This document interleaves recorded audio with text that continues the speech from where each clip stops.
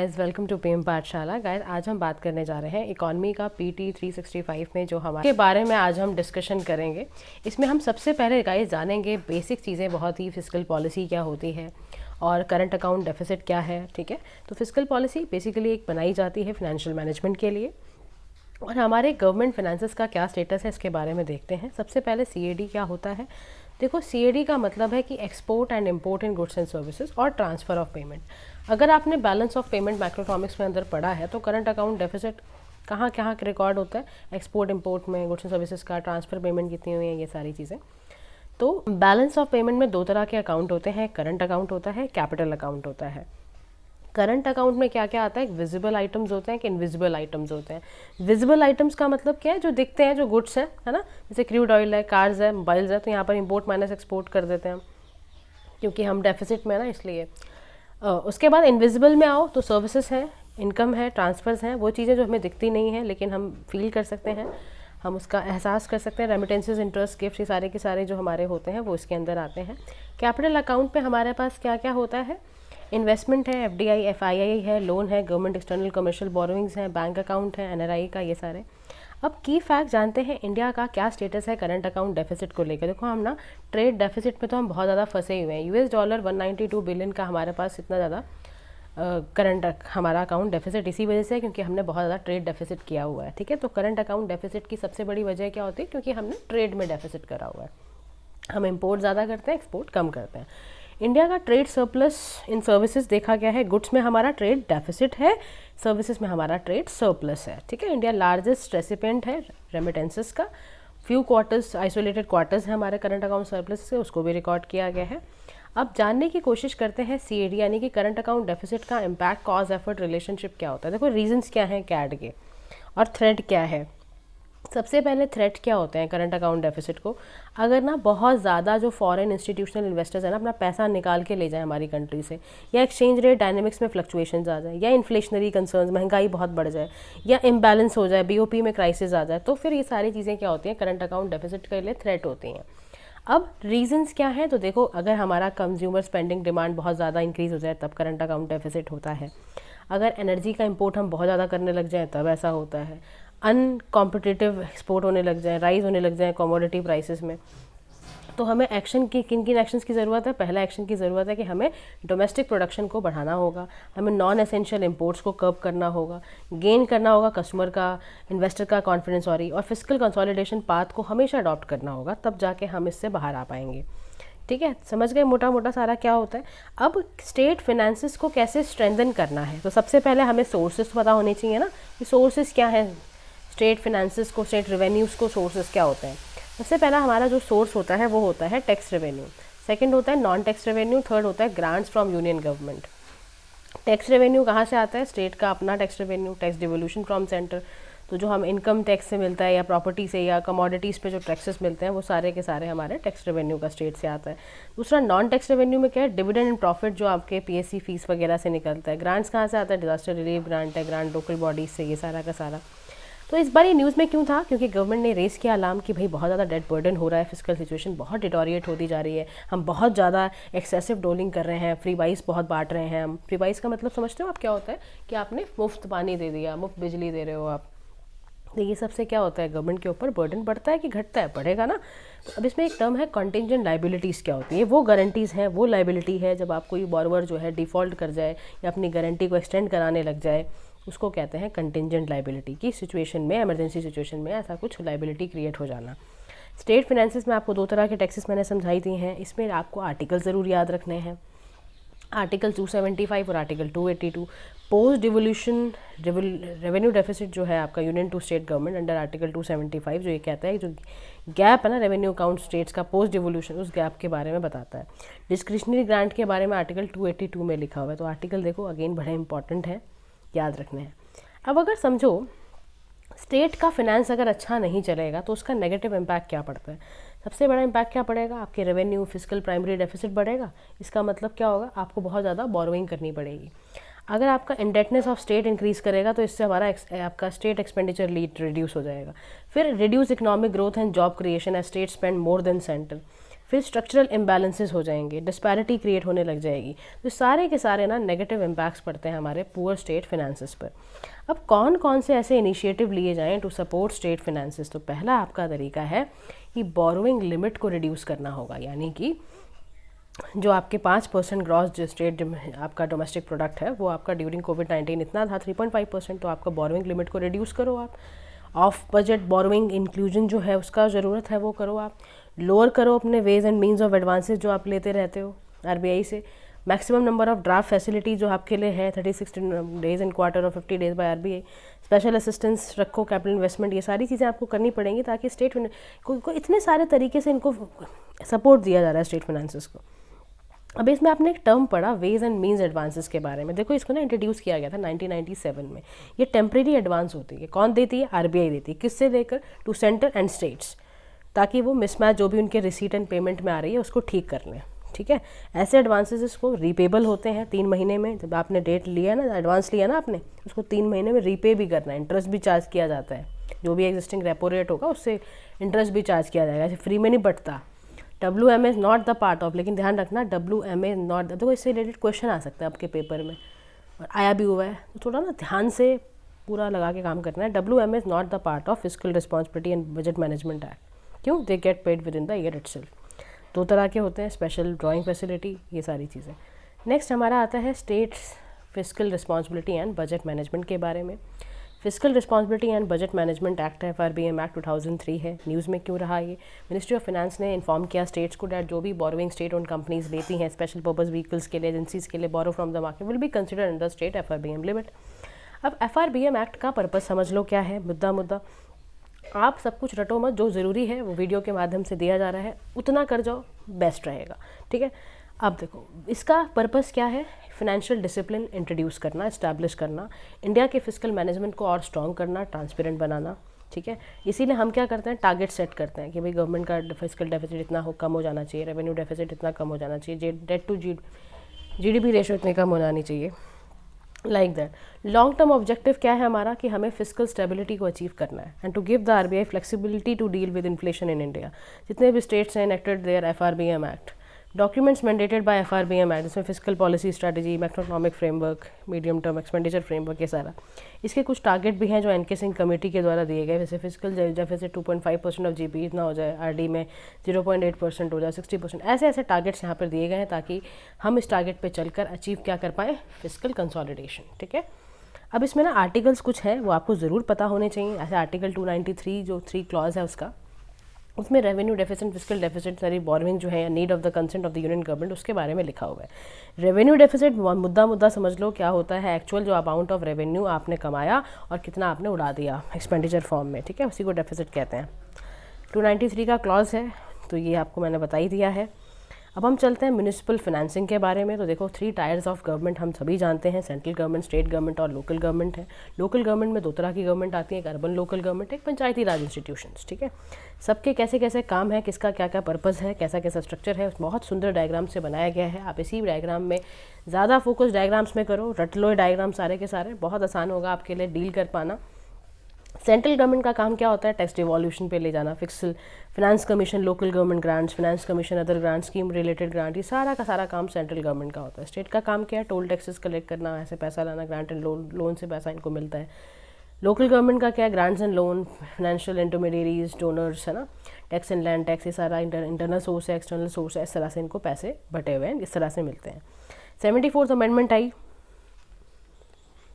और 12th schedule है, urban local bodies के बारे में डील करता है ग्रास रूट लेवल पर, ताकि डेमोक्रेसी को प्रमोट करने के लिए बनाया गया था ये।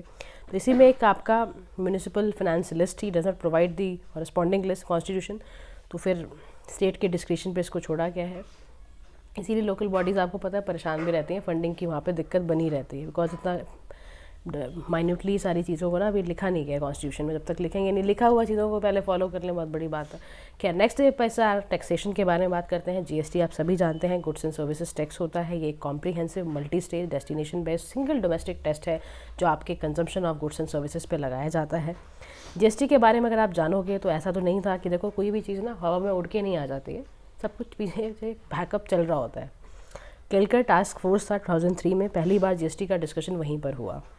फिर ये 1 यानी कि 101 अमेंडमेंट 2016 का जो एक्ट आया उसमें इंट्रोड्यूस किया गया, लिवाया किया जाता है हर वैल्यू एडिशन पॉइंट पे।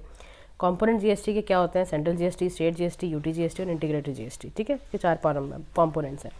आर्टिकल 246 ए इसको डील करता है पार्लियामेंट एंड लेजिस्लेचर, किसी भी जो स्टेट का जो है उसके पास पावर है to make laws with respect to goods and services tax. ठीक है, स्टेट टैक्स और सेंट्रल टैक्स साइज टैक्स को पूरा एक साथ लाकर कंपाइल कर दिया गया था, तो ये सारे टैक्सेस को पूरा एक ही में कंसोलिडेट करके जीएसटी बना दिया गया है। एक चीज़ ध्यान रखना, 4 ऐसी चीज़ें हैं, 4 के ऐसी कई चीज़ें मतलब एक्सेप्शनल केसेस हैं कुछ जहाँ पे जीएसटी नहीं लगाया जाता, जैसे कि अल्कोहल पे, इलेक्ट्रिसिटी ड्यूटी पे, stamp duty, property tax, basic custom duty पे, पेट्रोलियम, डीजल, एविएशन, इन पे टैक्स नहीं लगाया जाता है जीएसटी का। जीएसटी काउंसिल की बात करोगे तो जीएसटी काउंसिल एक जॉइंट फोरम है सेंट्रल एंड स्टेट का, जो रिकमेंडेशन देता है जीएसटी के रेट जैसा। ठीक है, कॉन्स्टिट्यूशनल बॉडी है GST council, 101 constitutional amendment under article 279A में डाला गया था। अनइक्वल रिप्रेजेंटेशन है स्टेट का जीएसटी काउंसिल में। मेंबर्स में कौन कौन होता है? Union finance minister chairman person होता है, यूनियन मिनिस्टर ऑफ स्टेट्स होते हैं, रेवेन्यू फाइनेंसेस, स्टेट गवर्नमेंट के कुछ लोग, टैक्सेशन इंचार्ज मिनिस्टर्स, ये सब यहाँ पर इन्वॉल्व होते हैं। अच्छा, इससे रिलेटेड कुछ टर्म्स का आपको ज़रूर पता होना चाहिए। कई बार आपने सुना होगा सिन गुड, तो पाप गुड ऐसा नहीं होता। पाप गुड का यहाँ पर मतलब गाइस ये है कि एक तरह का स्पेशल गुड है, जो ऐसी गुड्स एंड सर्विसेज जो सोशली डेट्रीमेंटल हो। ठीक है, तो उसको सिन गुड कहते हैं। सर्कुलर ट्रेडिंग के बारे में बात करोगे तो फ्रॉडलेंटली जो इनपुट टैक्स क्रेडिट ट्रेडर्स के द्वारा किया जाता है, इनवॉइस इशू कर दी जाती है without availing any real goods और सर्विसेज, उसको सर्कुलर ट्रेडिंग कहते हैं। इनपुट टैक्स क्रेडिट क्या है कि at the time of paying tax on output one can reduce tax that has already been paid on input. ठीक है ना, उतना आप अमाउंट हटा देते हो तो उसको इनपुट टैक्स क्रेडिट कहते हैं। जीएसटी कंपनसेशन सेस क्या होता है? ये लिवाइड किया जाने लगा और ये collectively supply of selected goods पे लगाया जाता है। जैसे कुछ लग्जरी, कुछ डिमेरिट्स एंड सिन गुड्स, जैसे पान मसाला, वेरियस टोबैको, ये सारे सिन गुड्स के पार्ट है, ध्यान रखना। सिन गुड में क्या रहा है? Paan masala, cigarette, various tobacco products, all comes under the. तो यहाँ पे जीएसटी कंपनसेशन सेस लगाना बहुत ज़रूरी है, लगाना चाहिए भाई। एंटी प्रॉफिटरिंग याद रखना क्या होता है? एक तरह का ये central board on direct taxes का एम्पावर करता है कॉम्पिटिशन कमीशन ऑफ इंडिया को, उसने एंटी प्रॉफिटरिंग इशूज़ पे बात करी। तो अंडर सेक्शन 171 में central goods and services act 2017 profiteering को डिफाइन किया गया, wilful action of goods and services supplier to not pass the benefit of any tax reduction the recipient, उसको हम कहते हैं anti profiteering. And a statutory mechanism under GST law. ठीक है, उसके बाद हम चलते हैं डिजिटल टैक्स के बारे में। डिजिटल टैक्स के बारे में भी कई बार सवाल यूपीएससी पूछ चुका है और हमें इस बारे में भी ध्यान रखना है। तो देखो, G24 ग्रुपिंग ऑब्जेक्टिव उठाया उन्होंने, proposal of making sovereign commitment to not introduce any future digital services tax like equalisation levy और ग्लोबल टैक्स डीलिंग को कैसे डिले किया जाए, सब पर बात चली। तो देखो, बात ये होती है कि OECD का क्या स्टैंड है। OECD आपको पता ही, ऑर्गेनाइजेशन ऑफ, है ना। What is OECD? OECD का गाइस फुल फॉर्म याद रखना आप, organisation for economic cooperation and development. ठीक है, इसमें BPC यानी base erosion and profit shifting पे बात की गई है, टैक्स प्लानिंग पे स्ट्रैटेजीज बनाई जाती हैं, मल्टीनेशनल एंटरप्राइज इस पे काम करती हैं ताकि कोई भी मिसमैच टैक्स में ना रह जाए। ठीक है, अब डिजिटल सर्विस टैक्स जो है वो OECD का 2 पिलर प्लान में आता है, रिफॉर्म जो ग्लोबल टैक्सेशन रूल से लिए जा रहा है टैक्स चैलेंजेस को एड्रेस करने के लिए। डिजिटल टैक्स एक तरह का टैक्स है जो डिजिटल गुड्स पे लिवाई किया जाता है और एक तरह का डायरेक्ट टैक्स भी है, ध्यान रखना आप। ठीक है, इसमें इंडिया ने 6% इक्वलाइजेशन लिवाई यानी कि डिजिटल टैक्स जो non resident digital company Google पे लगाया जाता है ताकि वो ऑनलाइन एडवर्टीजमेंट सर्विसेज को लिमिट करें। समझ गए? क्या ये एक्सपेंडेड द स्कोप ऑफ आपके आता है फाइनेंस एक्ट में? बिल्कुल, ये India income act tax act को एक्सपेंड किया गया, इसके स्कोप को बढ़ाया गया है। G24 के बारे में आया तो ध्यान रखो, G24 क्या है? एक इंटर गवर्नमेंटल ग्रुप है ऑन इंटरनेशनल मॉनिटरिंग अफेयर्स। ठीक है, 77 जो ग्रुप है ना, 1971 में आया था, इसको फॉर्मली 1972 में क्रिएट किया गया था। इसका पर्पज़ ये था कि मॉनिटरी एंड डेवलपमेंट इशूज़ पे बात करना, कोऑर्डिनेट करना डेवलपिंग कंट्रीज़ के, और एक ब्रिटेन वुड इंस्टीट्यूशंस को डिसीजन देना। हेडक्वार्टर्स ध्यान रखना G24 का वाशिंगटन DC के अंदर है। 29 मेंबर्स हैं, इंडिया भी G24 का मेंबर है। ठीक है, तो न्यू लिवाई टैक्सेस यहाँ पर किए गए हैं। DST का मेन एम यही है कि जितने भी नॉन रेसिडेंट हैं डिजिटल सर्विस प्रोवाइडर्स हैं उनको ये दिया जाए। इम्प्लीमेंटेशन चैलेंजेस हमारे पास डाइवर्जेंट इशूज़ हैं, कुछ लेजिस्लेचर्स इशूज़ हैं। डाइवर्जेंट इशूज़ में क्या है कि देखो, यूरोपियन कंट्रीज़ ने प्राइवेटाइज़ कर रखा है डिजिटल टैक्सेशन को, US प्राइवेटाइज़ करता है ग्लोबल मिनिमम रेट, तो ये आ गया ना, क्लैश आ जाता है। OECD के बारे में अभी हमने बात करी। OECD का हेडक्वार्टर्स पेरिस आपका, आईफिल टावर फ्रांस, ध्यान रखना। इसका जेनेसिस क्या है?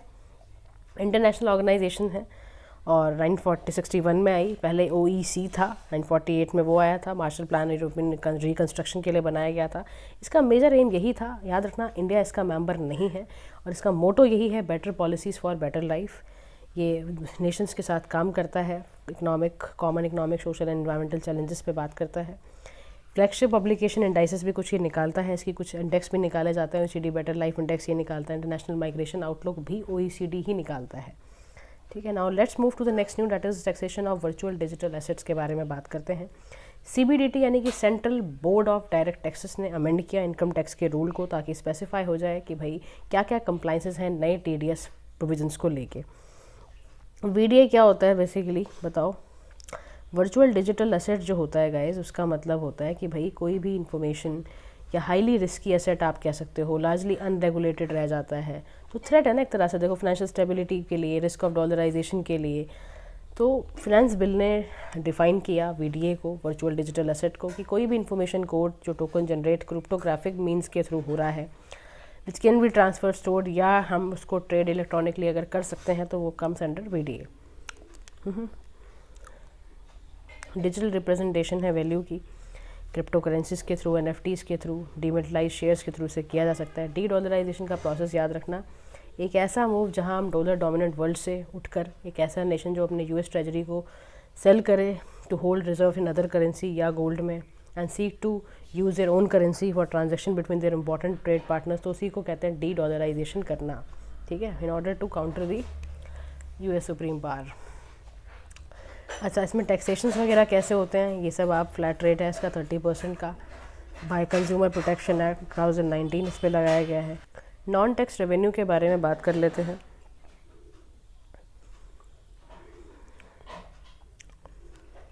देखो नॉन टैक्स रेवेन्यू नाम से ही समझ आ रहा है, वो रिकरिंग इनकम जो अर्न की जाती है गवर्नमेंट सोर्सेस में अदर दैन टैक्सेस, यानी कि इंटरेस्ट रिसीट्स जो होती हैं फ्रॉम लोन टू स्टेट हम देते हैं, या रेलवे को कुछ पैसा दिया तो वहाँ से वापस आया, या डिविडेंड आया किसी पब्लिक सेक्टर इंटरप्राइजेस का, या एसेट मोनेटाइजेशन या डिसइन्वेस्टमेंट या प्राइवेटाइजेशन की वजह से। अब किसी भी एसेट को मोनेटाइज करने के स्टेप क्या होते हैं? देखो, एक तो होता है नेशनल लैंड मोनेटाइजेशन कॉर्पोरेशन है, जो होली गवर्नमेंट कंपनी है, वही ये काम करती है। एग्रीगेट लैंड जितने भी PSCs को होते हैं वो या तो उसको वाउंड अप कर देती है या बेच देती है। और पाइपलाइन भी है एक एसेट मोनेटाइजेशन का, 6 लाख करोड़ का है, नीति आयोग ने इसमें काम करा हुआ है। ऑल्टरनेटिव मैकेनिज्म है, स्ट्रेटेजिक डिसइन्वेस्टमेंट करेगा तरीका है, एक स्टेट पब्लिक सेक्टर एंटरप्राइजेस करने का तरीका है। तो ये सारे के सारे तरीके हैं। एक स्ट्रेटेजिक डिसइन्वेस्टमेंट भी होती है। इसका मतलब क्या है कि सब्सटेंशियल जो गवर्नमेंट का पोर्शन है, कोई भी PSC शेयर होल्डिंग है उसको जब आप up to 50% along with transfer of management control कर देते हो ना, उसी को हम स्ट्रैटेजिक डिसइन्वेस्टमेंट कहते हैं। ठीक है, नेक्स्ट आता है आपका की कॉन्सेप्ट्स, कुछ आपके फिजिकल पॉलिसी के ऊपर। तो ट्विन डेफिसिट प्रॉब्लम आपने बहुत बार सुना होगा। मिनिस्ट्री ऑफ फिनेंस में ना मंथली इकोनॉमिक रिव्यू करा और री इमर्जेंस ट्विन डेफिसिट प्रॉब्लम के बारे में देखा। तो ट्विन डेफिसिट का याद रखना सीधा सा मतलब होता है कि आपका करंट अकाउंट डेफिसिट और साइमल्टेनियसली जो आपका FD है, दोनों में ही शॉर्टफॉल है, यानी कि आपका टोटल रेवेन्यू टोटल एक्सपेंडिचर दोनों में शॉर्टफॉल जब आ जाता है तो उसको हम ट्विन डेफिसिट कहते हैं।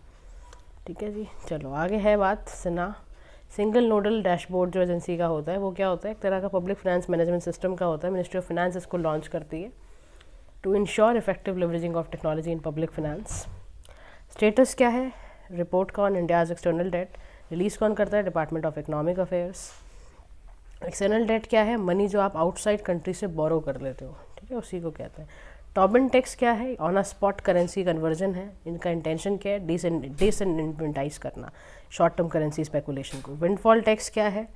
इसकी तो यार मैंने बड़ा अच्छा एक आपको ना शॉर्ट भी बनाया हुआ है, इसमें चिपका दूंगी मैं लिंक में, देख लेना आप। तो विंडफॉल टैक्स का मतलब है जब अपना सडन कुछ ऐसा हुआ हो, अनएक्सपेक्टेड लार्ज प्रॉफिट जब आपको मिले, और it is only levied in public interest, तो उसी को कहते हैं जब सडन कुछ पैसा गिरने लग जाए ना आपके ऊपर, तो उसी को कहते हैं। Not like that actually guys, सीधा सा मतलब यही है कि जब अनएक्सपेक्टेडली लार्ज प्रॉफिट कभी किसी भी कंपनी को होता है तो उसको कहते हैं। जैसे सेंटर मान लो किसी ने कट कर लिया, क्रूड प्रोड्यूसर्स ने विंडफॉल टैक्स स्क्रैप कर देते हैं जब पेट्रोल एक्सपोर्ट लिवाए, तो उसमें आपका one of tax impose by the government on a company levy किया जाता है। ठीक है, तो किसी डोमेस्टिक या किसी भी ऐसे चेंजेस की वजह से टू मार्केट में आता है ना, तो अचानक आपका प्रॉफिट उस वजह से जब हो जाता है तो उसी को विंडफॉल टैक्स कहते हैं। गार है जनरल एंटी अवॉइडेंस रूल है, एंटी अब्यूज प्रोविजन है ये इन्वोक बाय टैक्स अथॉरिटीज़ ताकि अनएक्सेप्टेबल टैक्स अवॉइडेंस प्रैक्टिसेस को काम किया जाए। तो अंडर इनकम टैक्स है 1961, और जब इसका इफेक्ट आया 1 अप्रैल 2017 में, प्रोविजन ऑफ लास्ट रिसोर्ट है and use to strike down those lawful practices which undermine intention of law tax laws. Next आपका आता है CBDT, that is central board of direct taxes. Guidelines इसमें दी हुई हैं जो कि एप्लीकेबल है न्यू टैक्सेस को डिडक्टेड ऑन सोर्स। ठीक है, provision regarding benefits received at the business और प्रोफेशन।